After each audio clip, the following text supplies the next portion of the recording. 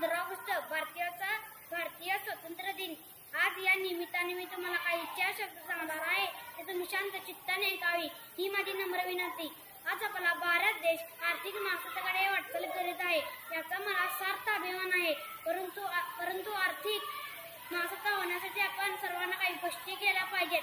त्या पुढीलप्रमाणे एक मूल एक झाड, प्लास्टिकचा वापर टाळणे, टीव्ही मोबाईलचा कमीत कमी वापर, रोज 1 तास व्यायाम, मुठ्यांचा आजार, व्यसनापासून दूर राहणे, प्रत्येक व्यक्तीला सहकार्य करणे, पाण्यात जपून वापर या गोष्टी आपण केल्या तरच आपण जागतिक आर्थिक सत्ता बनू शकतो। आपण सर्वांना या सर्व गोष्टींचा अवलंब करूया व भारताला शक्तिशाली बनवूया। निरोगी भारत, सशक्त भारत एवढे बोलून माझे 4 शब्द संपवतो। जय हिंद, जय महाराष्ट्र। आज 15 ऑगस्ट आहे म्हणजे देशासाठी बलिदान होणाऱ्या व्यक्तींची आठवण करण्याचा दिवस। भरपूर लोकांनी बलिदान दिले।